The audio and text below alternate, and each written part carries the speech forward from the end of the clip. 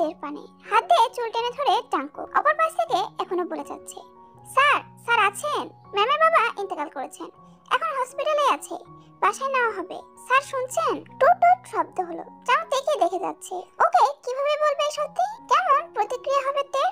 আলগোছে তের মাথাটা নিজের কাছ থেকে সরালো জাঙ্কুক। চেয়ারবারে সদর দরজা খোলা। নামি দামি হওয়াতে অনেক মানুষের আনাগোনা। তের মুখের মাস্কটা একটু ঠিক করে দিয়ে ওকে নিয়ে গাড়ি থেকে নামলো জাঙ্কুক। তের চোখ মুখ স্বাভাবিক। রাত শেষ হওয়ার পথে জাঙ্কুক নিজের সাথে এক প্রকার যুদ্ধ করেই তেকে নিয়ে এসেছে এখানে।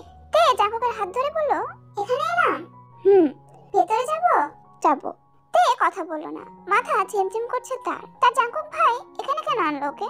তা বুঝে উঠতে পারছে না। জাঙ্কুক ওর হাত ধরে বাড়িতে প্রবেশ করলো। অমনি কান্নার শব্দ এলো কানে। কিছু একটা ধাক্কা খেলো তের বুকে। ওর মায়ের গলায় কান্না শোনা যাচ্ছে। তে চোখ বন্ধ করে মনে করার চেষ্টা করলো, হ্যাঁ এটাই তো মায়ের গলার শব্দ। পরক্ষণে মনে হচ্ছে না, এটা মায়ের গলা না। তে ঠিকঠাক মনে করতে পারছে না। জাঙ্কুকের বাহুটা শক্ত করে ধরে জিজ্ঞেস করলো, কে কাঁদে? ভেতরে চল। আরেকটু সামনে এসে তেকে ছেড়ে দিল জাঙ্কুক। দেখার পালা তে আদৌ চিনতে পারছে কিনা। হুঠাৎ ওর ভুলে যাওয়ার সমস্যাটা সাময়িক হয়। তেকে এই মুহূর্তে কেউ খেয়াল করলো না। মাঝখানে রাখা সুবিনের দেহটা। এই বয়সে মৃত্যুটা অতটা অস্বাভাবিক না, তবে সুবিনের মৃত্যুটা অস্বাভাবিক বটে। ভালো মানুষটা বাসায় ফিরে স্ট্রোক করে বসলো। হাসপাতালে নিতে দুনিয়া ত্যাগ করে ফেললো। এতদিনে তার চিন্তা, মেয়ে শোক সবটাই অবসান ঘটলো। স্বামীর লাশের খাটিয়ে ধরে অঝরে কেটে যাচ্ছে এই অঞ্জন। পাশেই সুগা মাথা নিচু করে সেও মায়ের পাশে বসা। এক হাতে মায়ের দেহটাকে নিজের বুকে আগলে রেখেছে সে।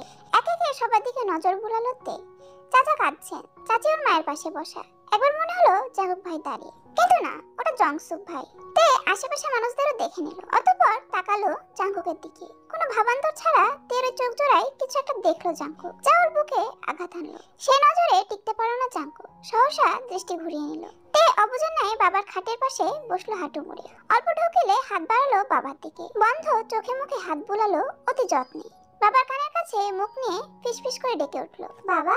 যেই ছোট্ট একটা ডাকের বিনিময়ে সুবিন 3বার উত্তর করতো, আজ সেই কাঙ্ক্ষিত বাবা ডাকের বিনিময়ে কোনো জবাব এলো না। যাকে প্রায় বছরখানেক সময় ধরে খুঁজে ক্লান্ত হয়ে সুবিন দুনিয়া ত্যাগ করলো। সেই পুতুল আজ তার সন্নিকটে, অতি কাছে। সে ডাকছে তার বাবাকে। সে শুনতে পেল না তার পুতুলের ডাক। ভালোবাসার কাছে হেরে গেল স্বার্থপরে বাবার ভালোবাসা। সুবিন স্বার্থপরের মতো সবটা করলো।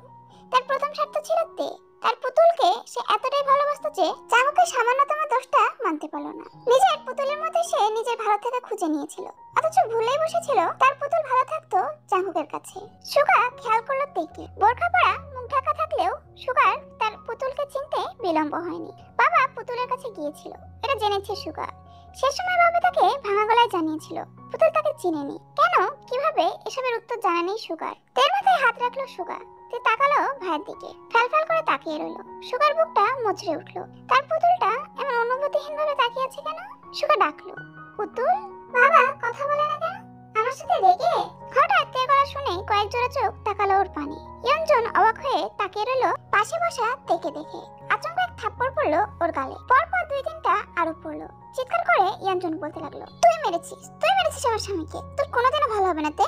আমি আল্লাহর কাছে বিচার দিলাম, যেভাবে আমার সুখ শান্তি তুই ধ্বংস করলি, সেভাবে তোর সুখ ধ্বংস হবে। যে সুখের জন্য তুই এতগুলো প্রাণ আজ প্রাণহীন, তো সেই সুখ অচিরে ধ্বংস হবে। এই সদ্য বিবাহিত নারীর অভিশাপ তোকে তে, আমার অভিশাপে ধ্বংস হবি তুই। উপস্থিত সকলে হাই হাই করে উঠলো। এ কেমন অভিশাপ? কোনো মা এভাবে অভিশাপ দেয়? পাশে থেকে জিন মুখ চেপে ধরলো ইয়ঞ্জনের। জাঙ্কুক তের গালে থাপ্পড় পড়তেই এসে তেকে নিজের কাছে নিয়েছে। তে কোনোরূপ বাক্য উচ্চারণ করলো না। শোকাপনকে জাঙ্কুকের থেকে ছাড়িয়ে নিজের বুকে নিল। কপালে চুমু খেয়ে গালে হাত বুলিয়ে দিতে বলল, সোনা আমার পুতুল, ব্যথা পেয়েছিস? মা ইচ্ছে করে এসব করেনি। ভাই জান, তাকা আমার দিকে। তোর এই অবস্থা কেন? কথা বল পুতুল, তাকা আমার দিকে। তে তাকালো, তবে কথা বলল না। কথা বলার শক্তি পেল না ও। ভাইয়ের বুকে মিশে রইল কিছুক্ষণ। এরপর নিজেই সরে এসে বাবার গালে হাত বুলালো। উঠে এসে সোজা জাঙ্কুকের কাছে এসে বাহু জড়িয়ে ধরে মিনমিন করে বলল, বাসায় চলো প্রাণ। তের অস্বাভাবিক আচরণে ভয় পেল জাঙ্কুক। এই সময়ে এতটা শান্ত কেন দেহু? কোনো মতে জাঙ্কুক বলল, আজ থাকি প্রাণ আমরা। চলো বাসায় যাব। কথাটা বলে জাঙ্কুকের বুকে মুখ লুকালো। সুবিন দুনিয়া ত্যাগ করেছে আজ 4 দিন। জীবনভরের কেউই ভালো নেই। সুগা মাকে সামলাতেই হিমশিম খাচ্ছে। না খাওয়া ত্যাগ করে বসে থাকেন তিনি। সুগা মুখে তুলে দিলে খাবে, নয়তো না। এদিকে তের খবর নেওয়া হচ্ছে না, ওইদিকে জিমিন। কোন দিকে কি সামাল দিবে সুগা তাই ভেবে পাচ্ছে না। জংসুক দরজায় নক করতেই সুগা তাকালো। ইশারায় আসতে বলতেই জংসুক প্রবেশ করে। সুগা বলল, বস। চাচি খেয়েছে ভাই? একটু ভাত খেলো। মসজিদে যাব একটু পর, নামাজের পর মাদ্রাসায়। কোথায় আছে সব ভাইয়া? কবরস্থানে যাবে? সকালে গিয়েছিলাম। ও। এক সময় চুপ করে গেল জংসু। সুগা তা লক্ষ্য করে বলল, কিছু বলবি? তেও কোথায় আছে ভাইয়া জানো? সুগা গহীন দৃষ্টিতে তাকাতেই জংসুক নিজেকে সামলে বলল, ওই দিন তো এলো, তাই তাই রোজ রোজ আনবে জাঙ্কুক? এমনটা না। তাহলে কেমনটা? রেগে যাচ্ছ? না, আমার দিকটা তোর কোনো দিকটা আমি ভাবতে চাই না জংসু, আর নাই কোনোদিন চাইবো ভাবতে। হাজারবার সবাইকে বলেছি দুজনকে একসাথে থাকতে দিতে, তাদের সুখ বই কিছুই হতো না। জাঙ্কুক পাগল না, এটা কেনা জানে? সামান্য একটু সমস্যাকে ঘিরে তাদের সাথে প্রতারণা করা হলো। এখন যখন নিজেরা সুখ খুঁজতে পারে ছাড়লো, তাতে সব দোষ ওদের। এটা আমাকে মানতে হবে। আর হ্যাঁ, এত সবে নিজেকে নির্দোষ ভাবার চেষ্টা করিস না। আপন ভাইয়ের ভালোবাসা থেকে নজর দিয়েছিলি তুই, এর থেকে গর্হিত কাজ আর কি বা হতে পারে? মাথা নিচু করে সবটা শুনলো জংসু। সে মানে তার দোষ আছে, বরং একটু বেশি আছে। সুগা উঠে বের হতেই জংসুকও বেরোলো। তখনই চোখ খুললো ইয়নজুন। তার চোখ গড়িয়ে পানি পড়ছে। ভুল মানুষ একসময় বুঝে, কিন্তু আফসোস তখন সঠিকটাকে গ্রহণ করার ক্ষমতা কারো থাকে না। বারান্দার ঠাই খুলে দাও। তে ঠাই ধরে দাঁড়িয়ে থেকে কথাটা বললো। চাঁদ ডাকলো, খেতে প্রাণ, এটা খুলো। কেউ নেই ওখানে। আছে, আমি দেখেছি, বাবা এসেছিল মাত্র। কেউ আসেনি প্রাণ, এদিকে আয়, খাবি? খুলে দাও না। এবার বড়ই কথা শোনালো তের কণ্ঠ। না পেরে চাকুক এগিয়ে এলো ওর দিকে। তের হাতটা ধরে চোখে চোখ রেখে বলল, ওখানে চাচু নেই। চাচু নেই, বাবা আছে। চাকুক তের গালে হাত রাখলো, অতঃপর কপালে চুমু খেয়ে বলল, চাচু নেই প্রাণ। জানি তো, তাহলে জেদ করছিস কেন? খেতে আয়, বাবা আছে। চাকুক দীর্ঘশ্বাস টানলো। বিগত দুদিন ধরে তে ছিল নির্বাক, চুপচাপ। কত দুদিন ধরে সে এমন করছে, তেও তাকে এখন ইনসুলিন বাদে কিছুই দিচ্ছে না। অথচ তের আচরণ তার স্টাডি অনুযায়ী সম্পূর্ণ ভিন্ন। ও বারবার বলছে সুবিনকে দেখছে, সে ডাকছে ওকে। তে তখন মন চাই দৌড়ে বাবার বুকে চলে যেতে, কিন্তু সম্ভব হচ্ছে না তা জাঙ্কুকের জন্য। জাঙ্কুক তাকে যেতে দেয় না। গতকাল রাতে যখন তে তাদের সুখের মুহূর্তে হঠাৎ বাবা বলে চিৎকার করে উঠলো, তখন ভয় পেয়েছিল জাঙ্কুক। তে নিজে থেকে তাকে কাছে ডাকলো। যেমন যখন পাগল হয়ে উঠলো, তখনই তে পাগলামি শুরু করলো। কতটা কষ্টে তেকে আর নিজেকে সামাল দিল জাঙ্কুক। দীর্ঘ এক দম নিল জাঙ্কুক। পাদা তাই খুলে তের হাত ধরে গেল সেখানে। আশেপাশে কিছু খোঁজার নাই তাকালো তে। জাঙ্কুক পরখ করলো ওকে। তে না পেয়ে এবার ডাকলো, বাবা, বাবা, বেরিয়ে এসো। এই যে আমি, এতক্ষণে ডাকলে, এখন কোথায়? প্রাণ এসেছে বাবা। সুবিন আসে না, আসবে না। তের মুখটা ধীরে ধীরে লাল হতে শুরু করলো। জাঙ্কুকের দিকে তাকাতেই জাঙ্কুক খেয়াল করলো তের রাগী মুখটা। ধরে রাখা হাতটা ঝাড়া দিয়ে তে রুমে এসে উবুর হয়ে শুয়ে পড়লো। জাঙ্কুক এসে পিঠে হাত রাখতেই তে জাঙ্কুকের বুকে ঝাঁপিয়ে পড়লো। জাঙ্কুক ওর দেহকে আগলে ধরে মাথা হাত বুলিয়ে দিয়ে বুঝাতে পড়লো, প্রাণ আমার, প্লিজ কাঁদিস না, চাচু নেই এখানে। আছে, কথা শুনতে হো। তেও শুনবে না তোমার কথা বলেই জাঙ্কুকের বুকে কামড়ে ধরে তে। হঠাৎ আক্রমণে জাঙ্কুক ব্যথায় কুকড়ে ওঠে, তবে তে ছাড়লো না। নিজের জেদে সে তার দাঁতের প্রয়োগ করছে জাঙ্কুকের বুকে। চাওয়া সহ্য করতে না পেরে ছাড়াতে চাইলো, এবার পারলো না। মুখে নোনতা স্বাদ পেতেই তে এবার আরো জোরে যখন দাঁত বসালো, তখনই জাঙ্কুক মৃদু সরে চেঁচালো, আহ ছাড় তেহু। এক প্রকার জোর করে ওকে সরালো জাঙ্কুক। সরে উল্টো ঘুরে বসে রইল তে। তার মুখে জাঙ্কুকের রক্ত। বুকে হাত চেপে বড় বড় শ্বাস ফেলতে ফেলতে বিছানায় শুয়ে পড়লো জাঙ্কুক। বুকে অসহ্য যন্ত্রণা হচ্ছে তার। গায়ের টি শার্টটা খুলে ফেলে। অনেকটা দাঁত বসেছে সেখানে। টিস্যুতে রক্ত মুছে যেই না উঠবে, তখন ওর উপর হামলে পড়লো তে। জাঙ্কুক দুর্বল ভাবে ছাড়াতে ছাড়াতে বলল, এখন না, ছাড়। এখনই। কথাটা বলে জাঙ্কুকের বুকের ক্ষততে চুমু খাইতে বুকে উঠে নিজেকে উৎসর্গ করতে চায় জাঙ্কুকের মাঝে। হঠাৎ পরিবর্তনের কিছুই বুঝলো না জাঙ্কুক। তের এমন আচরণের কারণ তার অজানা। 4 দিন যাবত ইনজেকশন অফ রেখেছে জাঙ্কুক। তের বাকি কাউকে মনেও পড়ে না, শুধু তার বাবাকে দেখেছে, প্রাণকে দেখেছে, এটাই করে যাচ্ছে। আবার হুটার জাঙ্কুকের মাঝে বিলীন হচ্ছে। তের অনিয়ন্ত্রিত স্পর্শে এবার জাঙ্কুকও নিয়ন্ত্রণ হারালো। তবুও শেষবার থেকে সরাতে চাইলো, কিন্তু সম্ভব হলো না। তে পুরোপুরি ভাবে জাঙ্কুককে নিজের আয়ত্তে এনেছে। এই কাজটা অতি সূক্ষ্মভাবেই করতে জানে সে। বৃহস্পতিবার ঘিরা দিনটাতে পুকুরের সামনে দাঁড়িয়ে আছে জিমিন। মূলত এদিকটাতে আজ ট্রেনিং চলছে। জিমিন তাদের গাইড হিসেবে নিয়োজিত এখানে। মনমরা হয়ে জিমিন আপাতত এদিকটাতে বসে আছে। সূর্য এখনো ডুবেনি। জিমিনের মনে হয় ওর জীবনের সূর্যটা ডুবে গিয়েছে। ডুবলো তো ডুবলো, এখন উদয় হলো না। কোথায় যে হারালো, দীর্ঘশ্বাস ফেলার কিছুই নেই ওর। এদিক ওদিক হাঁটতে হাঁটতে আশেপাশে তাকালো জিমিন। ওর দিকেই একজন হেঁটে আসছে। জিমিন তাকে চেনে, ওর সিনিয়র অফিসার। এই ব্যক্তি জিমিনকে অনেক সাহায্য করেছে সুগাকে পেতে। বরাবর দাঁড়িয়ে অফিসার অল্প হেসে জিমিনকে ভিন্নভাবে সম্বোধন করলো আজ। মিসেস সুগা, কি খবর? জিমিন লজ্জা পেল কিছুটা। কি এক অবস্থা করেই না সুগা পাগলটাকে বিয়ে করলো। পুরোই হুলস্থুল এক কাণ্ড, মানিজ্জত বাকি রইল না কিছুই। জিমিনকে লজ্জা পেতে দেখে অফিসার এবার অল্প শব্দ করে হাসলেন। তার হাতে থাকা কাগজটা জিমিনকে দিয়ে শুধু বললেন, he is fine, don't worry. Jimin প্রশ্নবোধক চাহনি দিল। অফিসার ইশারায় কাগজটাকে দেখিয়ে চলে গেলেন। দ্রুত পায়ে রুমে ছুটলো জিমিন। দরজা লাগিয়ে বসলো একদম মেঝেতে। সুগার চিঠি। এই ডিজিটাল যুগে এই চিঠির মানে জিমিন খুঁজে পেল না। দূরে দূরে বুকে কাগজটা খুলতেই ঝরঝরা লেখাগুলো নজর কাটলো তার। প্রিয় প্রাণ, প্রাণ বলে সম্বোধন করলাম তোমাকে জিমিন। তুমি আমার প্রাণের এক অবিচ্ছেদ্য অংশ, আমার প্রাণের টুকরো আর প্রিয় প্রাণ। তোমাকে একা ফেলে এসেছি বলে রেখে আছো? টেনশন হচ্ছে? ভাবছো না তো যে সুগার ছেড়ে চলে গেল? 6 মাস তো আর কম নয়। বুঝি আমি, জানি। কি করবো বলো?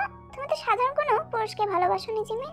বেসেছো ভালোবাসায় পরিপূর্ণ এক দায়িত্ববান সন্তানকে, এমন এক কঠোর পুরুষকে যে নতুন বিবাহিত এক রাতের আদরের বউকে রেখে চলে আসে। আমি এতটাই কঠোর জিমিন, ঠিক এতটাই কঠোর যতটা কঠোর হলে সোহাগে পরিপূর্ণ আমার ঘানে মতো থাকা নতুন বউকে রেখে চলে এলাম।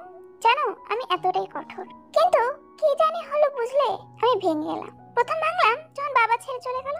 বাবার ফিরবে না জিমি, সে ছাই চাপা কষ্ট নিয়ে চলে গেল পৃথিবীর মায়া ত্যাগ করে, অথচ ত্যাগ করতে পারলো না তার পুতুলের মায়া।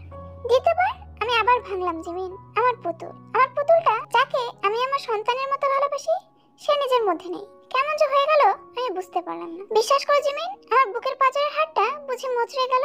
কেমন জানি দম বন্ধ বন্ধ লাগে।